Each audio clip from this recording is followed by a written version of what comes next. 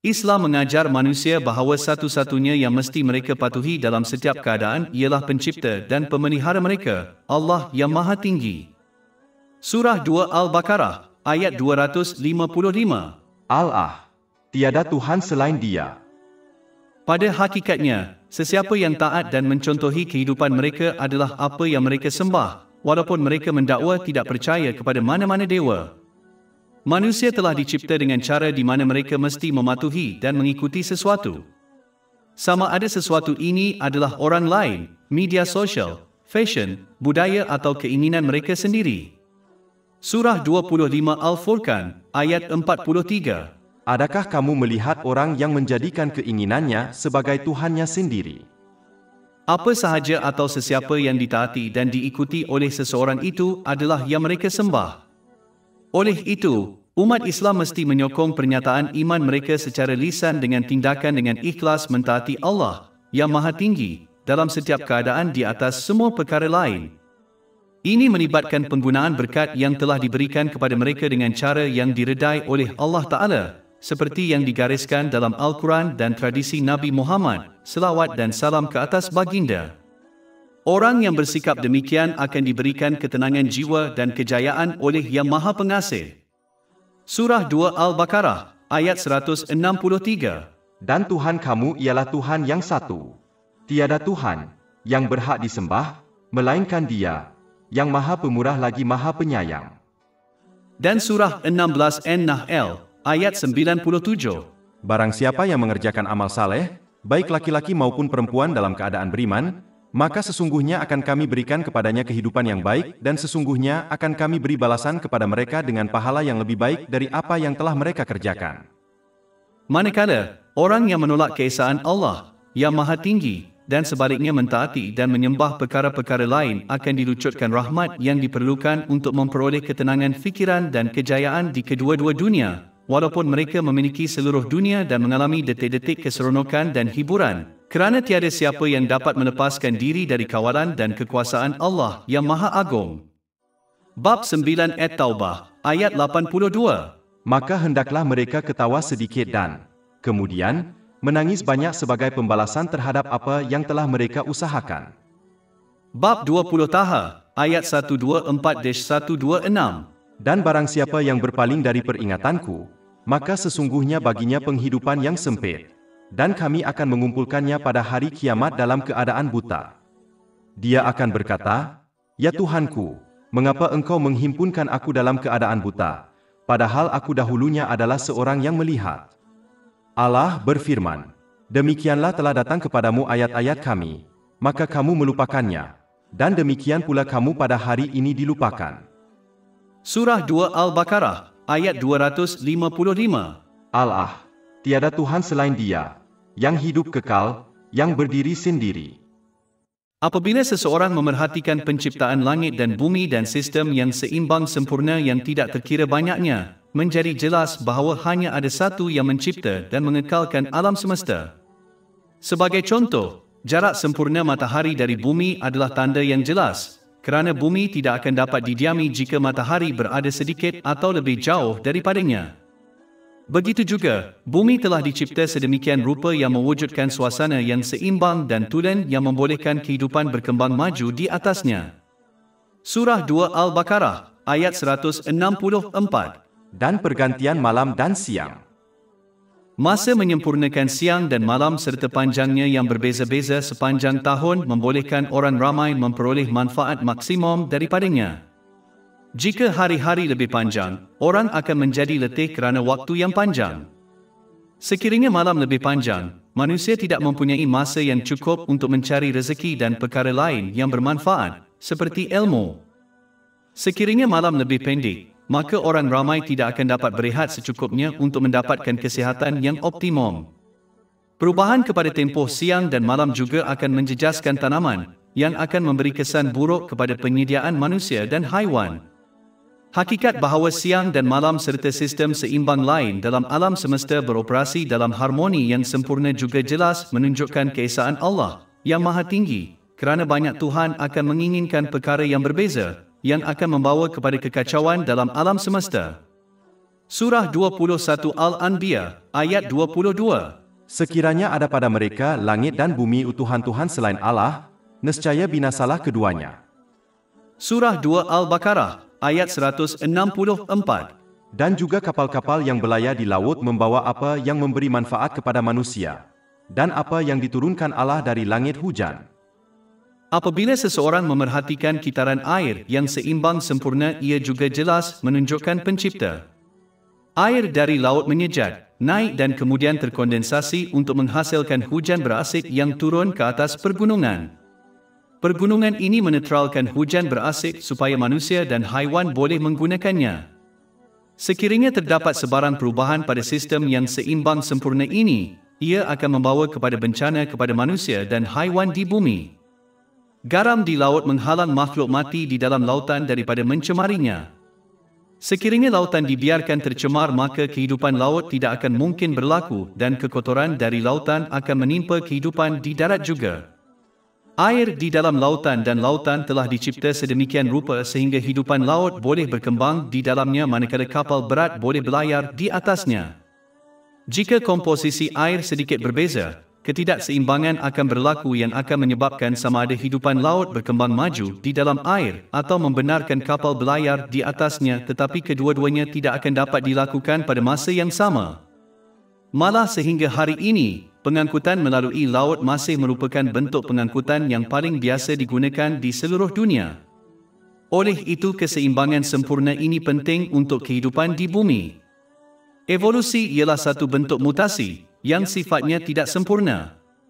Tetapi apabila seseorang memerhatikan spesies yang tidak terkira banyaknya, mereka akan mendapati bahawa mereka telah dicipta dengan cara yang seimbang dengan sempurna supaya mereka boleh berkembang maju dalam persekitaran yang mereka tinggali. Contohnya, unta telah direka untuk menahan suhu tinggi dan pergi untuk jangka masa yang lama tanpa perlu minum air. Mereka direka dengan sempurna untuk kehidupan padang pasir.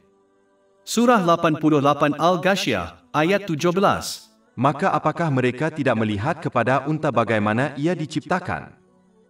Kambing telah direka dengan cara yang sempurna sehingga kekotoran dalam badannya dipisahkan dengan sempurna daripada susu yang dihasilkannya. Sebarang campuran kedua-duanya akan menjadikan susu tidak boleh diminum. Bab 16 An-Nahl, ayat 66. Dan sesungguhnya bagi kamu dalam menggembalakan binatang ternak itu terdapat pengajaran. Kami memberi kamu minum dari apa yang ada dalam perutnya, antara najis dan darah, susu yang suci, sedap diminum oleh orang yang meminumnya. Setiap spesies telah diberikan jangka hayat tertentu yang menghalang satu spesies mengatasi yang lain. Sebagai contoh, lalat mempunyai jangka hayat yang sangat singkat, 3-4 minggu, dan bertelur sehingga 500 telur. Jika jangka hayatnya lebih lama, maka populasi lalat akan menjadi tidak seimbang dan akan menyebabkan mereka mengatasi semua spesies lain di dunia ini. Manakala, makhluk lain yang mempunyai jangka hayat yang sangat panjang mempunyai keupayaan untuk menghasilkan beberapa anak sahaja. Sekali lagi, ini membolehkan populasi mereka menjadi sederhana. Semua ini tidak boleh menjadi satu kemalangan dan proses evolusi tidak dapat menjelaskannya. Surah 2 Al-Baqarah, ayat 164. Dan arahnya angin dan awan menguasai antara langit dan bumi. Angin adalah penting untuk pendebungan angin, yang membolehkan tanaman, tumbuhan dan pokok membiak. Pada hari-hari awal, angin adalah penting untuk perjalanan laut, yang sehingga hari ini adalah cara utama mengangkut barangan ke seluruh dunia. Angin diperlukan untuk memindahkan awan hujan ke lokasi tertentu untuk menyediakan air untuk penciptaan, sesuatu yang mereka tidak boleh hidup tanpanya. Sistem angin yang seimbang yang sempurna diperhatikan di dalam bumi, kerana kekurangan angin akan membawa kepada huru-hara untuk penciptaan dan peningkatan angin juga membawa kepada huru-hara untuk penciptaan. Begitu juga, hujan juga seimbang dengan sempurna. Kerana terlalu sedikit hujan membawa kepada kemarau dan kebuluran dan terlalu banyak hujan membawa kepada banjir besar-besaran. Surah 23 Al-Mu'minun, ayat 18. Dan kami telah menurunkan hujan dari langit dengan kadar tertentu, lalu kami letakkan di bumi. Dan sesungguhnya kami benar-benar berkuasa melenyapkannya. Sistem yang seimbang sempurna ini tidak boleh sembarangan dan jelas menunjukkan tangan pencipta. Orang yang merenung semua sistem yang seimbang sempurna ini tidak boleh menafikan secara logik kewujudan pencipta tunggal yang berkuasa atas segala sesuatu. Surah 2 Al-Baqarah, ayat 255. Allah, tiada Tuhan selain Dia, yang hidup kekal lagi berdiri. Pada hakikatnya, orang yang boleh mengalami kematian dan dikekalkan oleh sesuatu atau orang lain tidak boleh menjadi dewa. Realiti ini sahaja menolak ketuhanan bagi setiap makhluk di dalam langit dan bumi kecuali Allah yang Maha Tinggi. Di samping itu, kerana Allah yang Maha Tinggi sahaja yang mencipta hidup dan mati dan mengekalkan ciptaan, Dia sahaja yang layak untuk ditaati. Seseorang yang menjaga beberapa aspek peruntukan orang lain, seperti tempat tinggal mereka, layak diberi penghargaan. Oleh itu, kerana Allah yang Maha Tinggi telah menganugerahkan setiap nikmat di alam semesta ini kepada manusia, adalah adil dan benar bahawa manusia menunjukkan rasa syukur kepadanya. Syukur dengan niat hanya melibatkan melakukan sesuatu untuk mendapatkan keredaan Allah Ta'ala. Sesiapa yang beramal dengan sebab-sebab lain tidak akan mendapat pahala daripada Allah Ta'ala. Ini telah diperingatkan dalam sebuah hadis yang terdapat dalam Jami' at-Tirmizi, nombor 3154. Tanda positif dari niat yang baik ialah seseorang tidak mengharapkan sebarang penghargaan atau pampasan daripada manusia. Bersyukur dengan lidah melibatkan bercakap yang baik atau berdiam diri. Dan kesyukuran dengan tindakan seseorang melibatkan penggunaan nikmat yang telah dianugerahkan dengan cara yang diredai Allah Ta'ala, seperti yang digariskan dalam Al-Quran dan tradisi Nabi Muhammad, selawat dan salam ke atasnya. Ini membawa kepada peningkatan keberkatan dan akhirnya ketenangan fikiran di kedua-dua dunia. Bab 14 Ibrahim, ayat 7.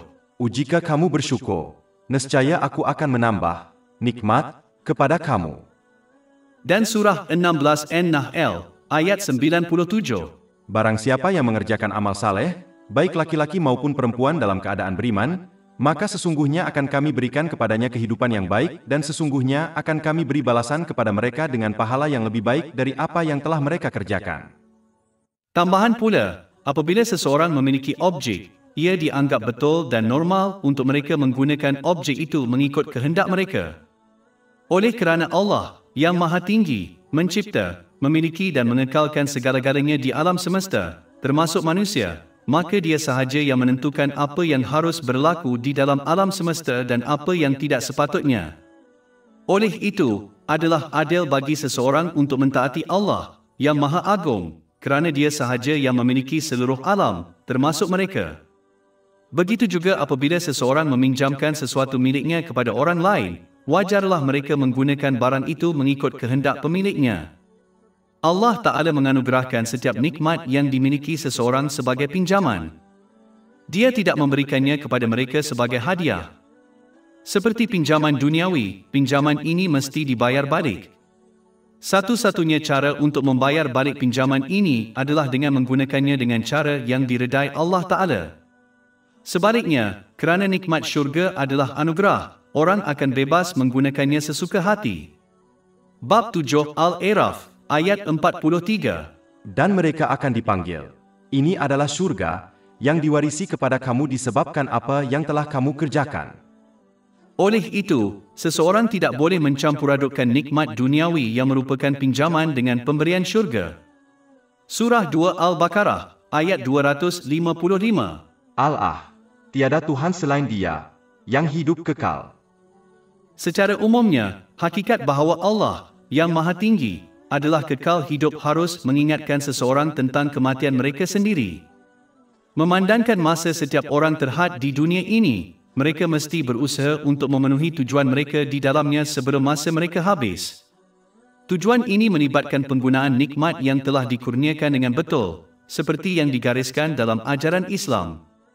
Bab 67 Al-Mulk, ayat 2. Dia yang menjadikan mati dan hidup untuk menguji kamu, siapa di antara kamu yang lebih baik amalnya? Orang yang gagal menggunakan kehidupan mereka dengan memenuhi tujuan mereka di dunia ini akan membawa kewujudan yang sia-sia dan sia-sia, walaupun mereka berjaya memperoleh kejayaan duniawi. Akibatnya, mereka tidak akan mendapat ketenangan fikiran, walaupun mereka mempunyai saat-saat yang menyeronokkan. Sama seperti ciptaan yang gagal memenuhi fungsi utama penciptaannya diklasifikasikan sebagai kegagalan, walaupun ia mempunyai beberapa sifat yang baik, begitu juga orang yang gagal memenuhi tujuan mereka di dunia ini, walaupun mereka memperoleh beberapa kejayaan duniawi. Kegagalan ini dialami sebagai kekosongan yang semua orang rasa dalam hidup mereka, lambat laun, dan akibatnya ia menghalang mereka daripada memperoleh ketenangan fikiran. Surah 2 Al-Baqarah, ayat 255.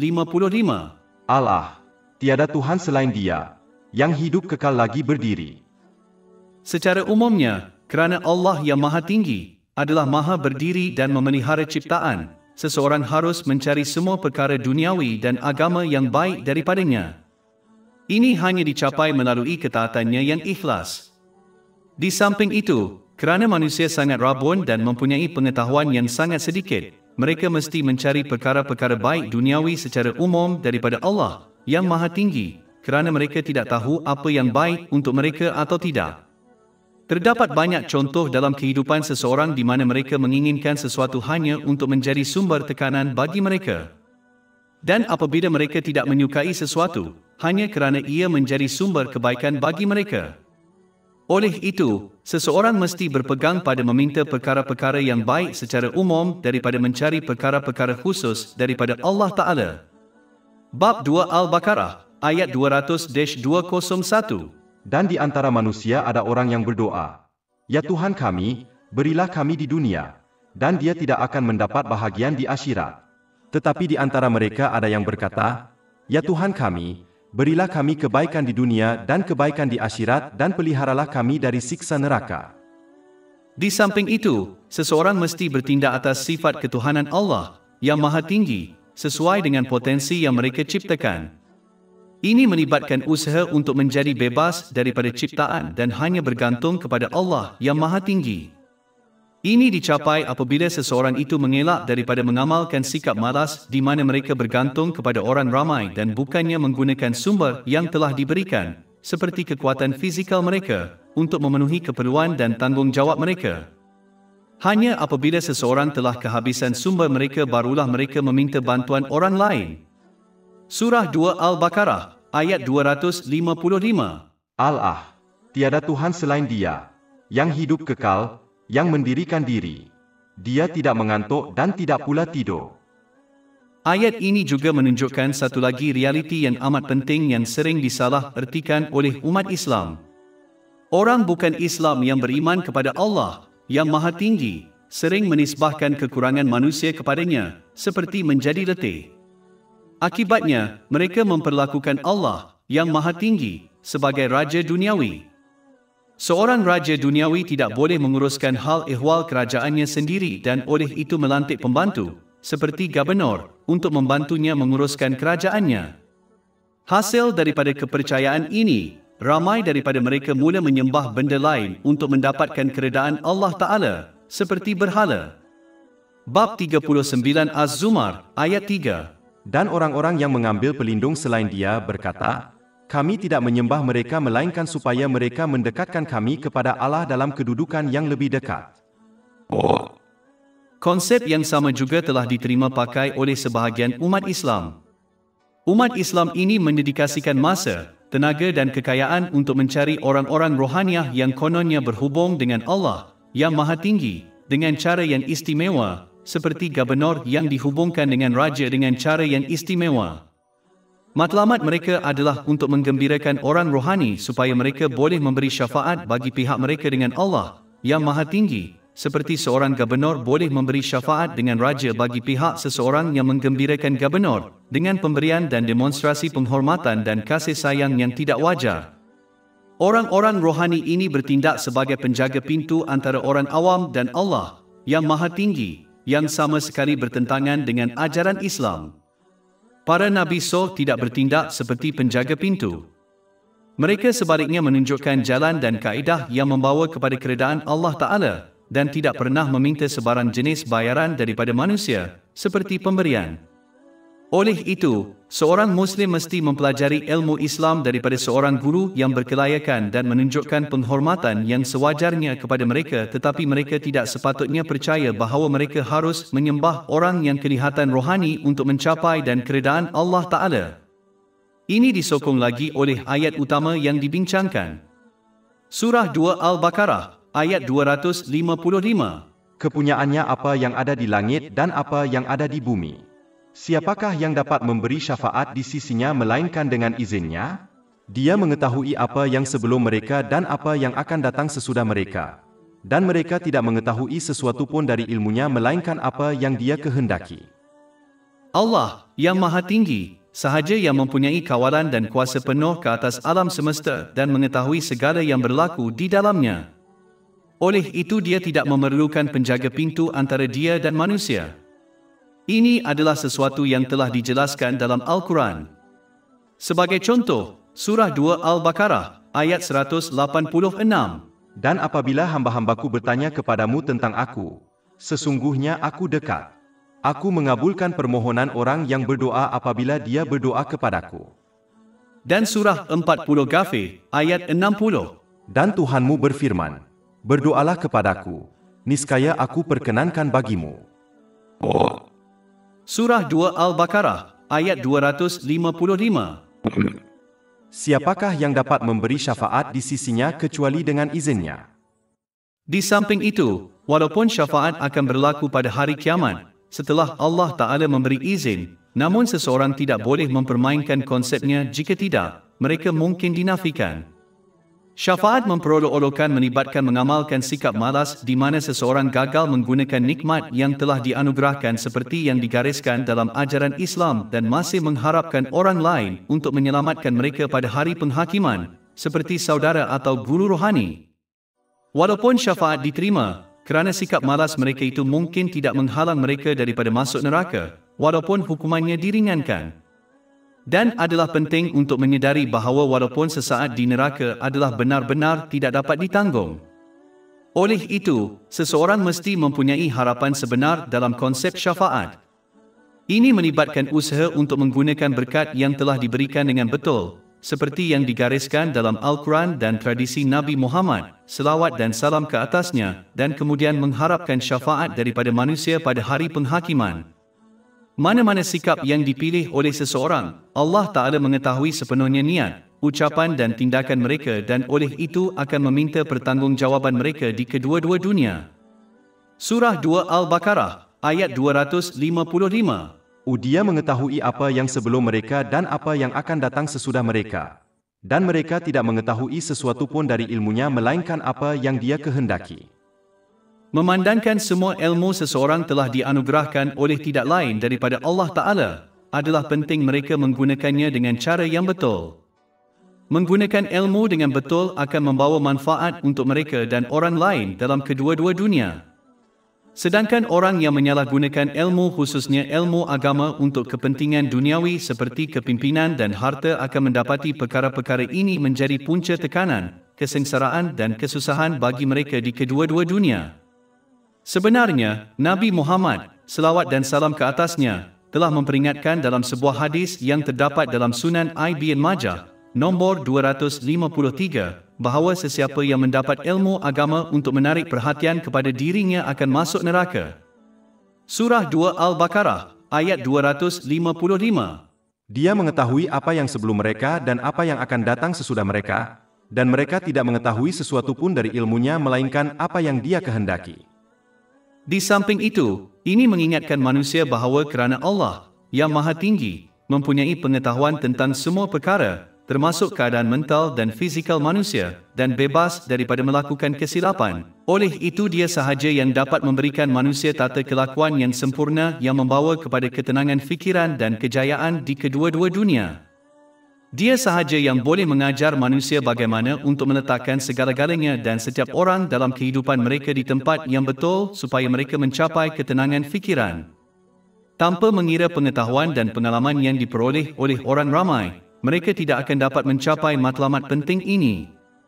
Sama seperti seseorang mengambil nasihat daripada orang mengikut ilmu yang mereka miliki, seseorang itu mesti menerima dan mengamalkan nasihat dan ilmu Allah yang meliputi segala-galanya, supaya mereka mencapai ketenangan fikiran dan kejayaan di kedua-dua dunia, walaupun ia bercanggah dengan keinginan mereka.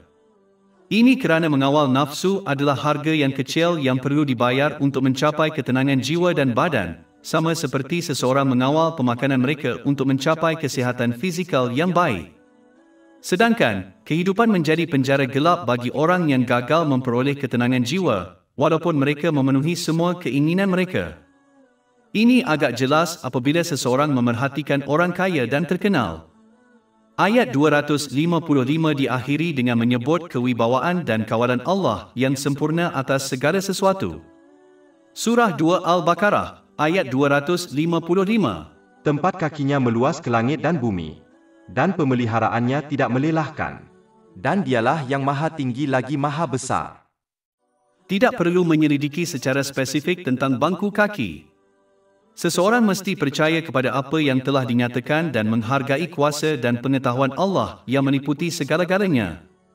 Secara amnya, seseorang mesti mengelak daripada mempelajari topik-topik dalam ilmu agama yang tidak akan meningkatkan ketaatan ikhlas mereka kepada Allah yang Maha Agung, yang melibatkan penggunaan nikmat yang telah diberikan kepada mereka dengan cara yang diredainya, seperti yang digariskan dalam ajaran Islam. Cara yang baik untuk menilai sama ada sesuatu topik ilmu agama itu relevan atau tidak adalah dengan menilai sama ada itu sesuatu yang akan ditanyakan oleh Allah Ta'ala kepada mereka pada hari kiamat. Jika mereka tidak akan dipersoalkan tentang topik tertentu dalam Islam, seperti peristiwa tertentu dalam sejarah Islam, maka topik itu tidak relevan dan harus dielakkan. Tetapi jika sesuatu topik itu akan dipersoalkan pada hari kiamat, seperti memenuhi hak jiran, maka topik ini mesti diteliti, dipelajari dan dipraktikan dengan sebaik-baiknya. Surah 2 Al-Baqarah, ayat 255. Tempat kakinya meluas ke langit dan bumi, dan pemeliharaannya tidak melelahkan. Dan dialah yang maha tinggi lagi maha besar. Di samping itu, seseorang tidak boleh tertipu untuk mempercayai Allah yang Maha Tinggi, tidak mengetahui apa yang berlaku di alam semesta atau dia tidak berada dalam kedudukan untuk meminta pertanggungjawaban manusia atas tindakan mereka. Ini boleh berlaku apabila akibat daripada tindakan seseorang, seperti hukuman, tidak berlaku serta-merta atau dalam cara yang jelas bagi mereka. Dalam kebanyakan kes, semua orang mengalami akibat daripada tindakan mereka dengan cara yang halus di mana perkara duniawi yang mereka perolehi melalui kemaksiatan kepada Allah Ta'ala menjadi punca tekanan, kesengsaraan dan kesusahan bagi mereka. Ini jelas apabila seseorang memerhatikan orang yang berkelakuan sedemikian dan bagaimana mereka dimakan oleh isu kesihatan mental walaupun mereka mempunyai akses kepada kemewahan dunia ini. Di samping itu, dalam kebanyakan kes, Allah Ta'ala memberi kelonggaran kepada manusia supaya mereka dapat memperbaiki tingkah laku mereka. Oleh itu, seseorang tidak boleh mengelirukan kelewatan dalam hukuman tanpa hukuman. Surah 68 Al-Qalam, ayat 45. Dan saya akan memberi mereka masa. Sesungguhnya rancanganku itu pasti. Oleh itu, seseorang itu mesti menggunakan tempoh masa yang diberikan untuk bertaubat dan memperbaiki tingkah laku mereka sebelum masanya habis.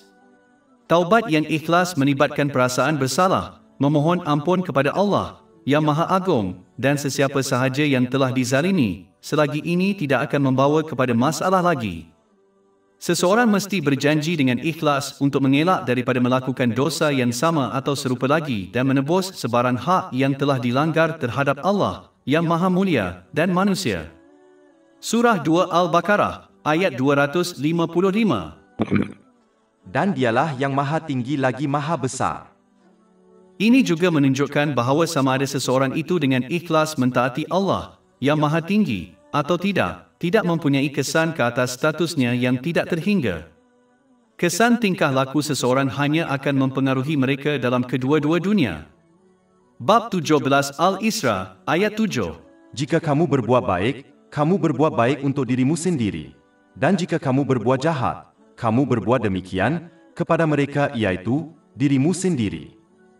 Setiap orang akan menghadapi akibat dari tindakan mereka di kedua-dua dunia. Oleh itu, seseorang mesti memilih untuk ikhlas mentaati Allah yang Maha Agung untuk kepentingan mereka sendiri walaupun ia bertentangan dengan keinginan mereka.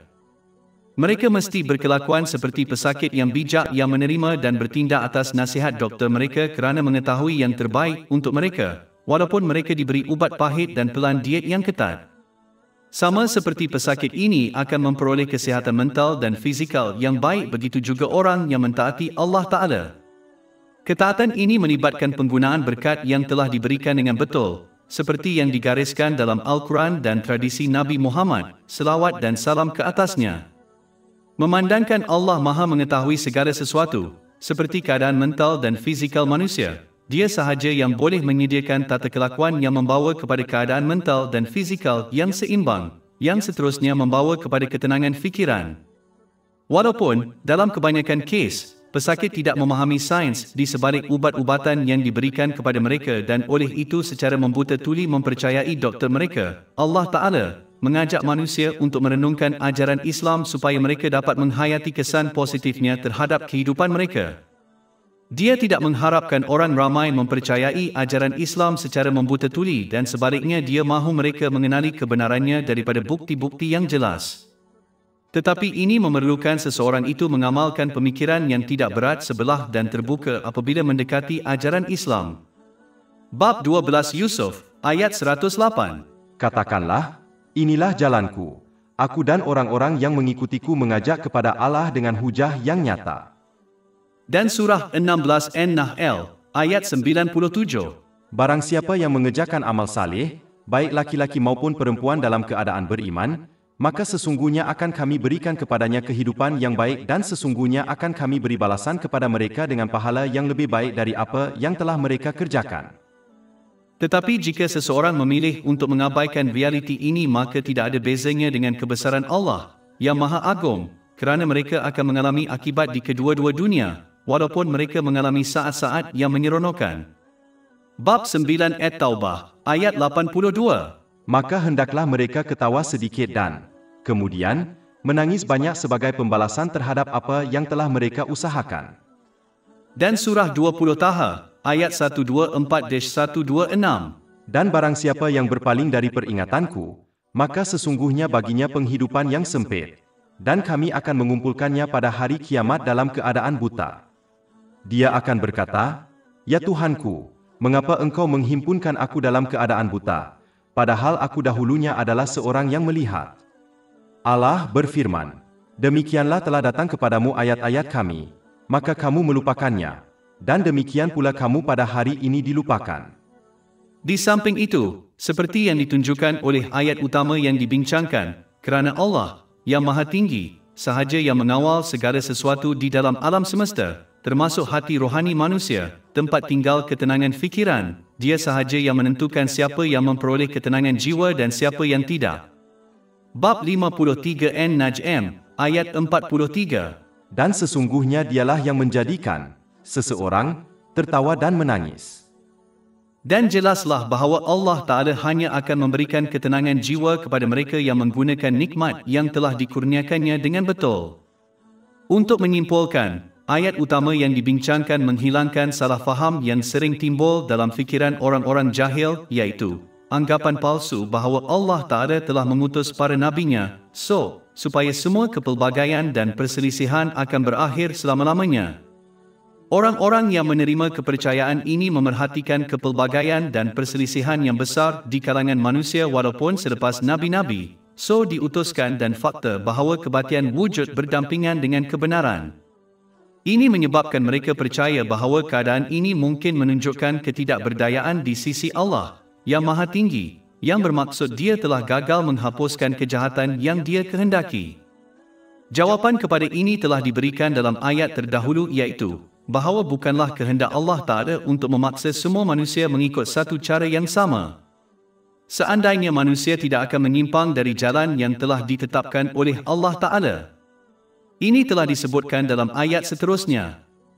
Surah 2 Al-Baqarah, ayat 253.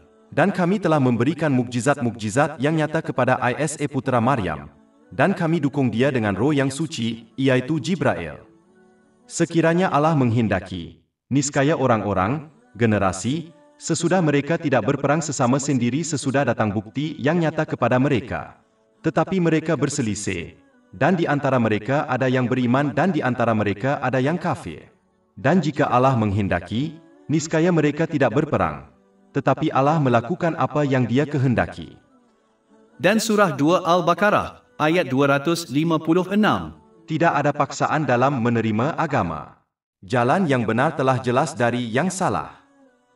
Perkara itu kemudiannya dibuat bahawa tidak kira berapa banyak kepercayaan, pandangan, cara hidup dan tingkah laku yang berbeza wujud dalam kehidupan, realiti yang mendasari susunan alam semesta adalah yang dinyatakan dalam ayat utama yang sedang dibincangkan dan ia tetap tidak terjejas oleh tanggapan salah orang. Akhirnya, apabila seluruh ciptaan adalah kepunyaan dan berada di bawah kawalan dan bidang kuasa Allah yang Maha Agung, seseorang tidak mempunyai pilihan selain mematuhi peraturannya. Seperti mana seseorang itu akan menghadapi masalah jika gagal mematuhi peraturan yang ditetapkan oleh kerajaan yang bertanggungjawab ke atas negara tertentu, begitu juga mereka akan menghadapi masalah di kedua-dua dunia jika gagal mematuhi peraturan pemilik alam semesta. Seseorang mungkin boleh meninggalkan negara jika mereka tidak reda dengan peraturannya, tetapi mereka tidak akan dapat melarikan diri ke tempat di mana peraturan dan bidang kuasa Allah Ta'ala tidak terpakai. Seseorang itu mungkin boleh mengubah peraturan masyarakat mereka, tetapi mereka tidak akan dapat mengubah peraturan Allah Ta'ala. Di samping itu, sebagaimana seseorang yang memiliki rumah memutuskan peraturan rumah, walaupun orang lain membantah peraturan ini, begitu juga alam ini adalah kepunyaan Allah, dan kerana itu, Dia sahaja yang memutuskan peraturan alam ini, sama ada manusia menyukai peraturan ini atau tidak. Oleh itu, seseorang mesti mematuhi peraturan ini demi kepentingan mereka sendiri. Orang yang memahami hakikat ini akan mematuhi peraturan Allah yang Maha Tinggi dan berusaha untuk mentaatinya dengan menggunakan berkat-berkat yang telah diberikan kepadanya dengan cara yang diredainya, seperti yang digariskan dalam Al-Quran dan tradisi Nabi Muhammad, selawat dan salam ke atasnya. Seseorang boleh sama ada berusaha untuk mempelajari hikmah di sebalik perintah dan larangan Allah Ta'ala, supaya mereka memahami bagaimana ia memberi manfaat kepada mereka dan masyarakat yang lebih luas, dan bagaimana ia membawa kepada ketenangan jiwa dan badan di kedua-dua dunia, atau mereka boleh menyembah hawa nafsu mereka dan menolak ajaran Islam. Tetapi orang yang gagal untuk mematuhi ajaran Islam hendaklah mempersiapkan diri mereka untuk menghadapi akibat pilihan mereka di kedua-dua dunia, dan tiada bantahan, protes atau aduan akan menyelamatkan mereka kerana tiada apa yang dapat mengalahkan Allah Ta'ala. Surah 18 Al-Kahfi, ayat 29. Dan katakanlah, kebenaran itu datangnya dari Tuhanmu, maka barang siapa yang ingin beriman, hendaklah ia beriman, dan barang siapa yang ingin kafir, biarlah ia kafir. Sesungguhnya kami telah menyediakan bagi orang-orang yang zalim itu api neraka yang dindingnya mengelilingi mereka. Dan jika mereka meminta keringanan, niscaya mereka akan diberi keringanan dengan air seperti minyak yang keruh, yang menghanguskan muka mereka. Amat buruklah minuman, dan seburuk-buruk tempat peristirahatan. Lebih 500 e-buku, buku audio, maklumat grafik, podcast dan blog percuma tersedia di tapak web kami, www.shekpot.com.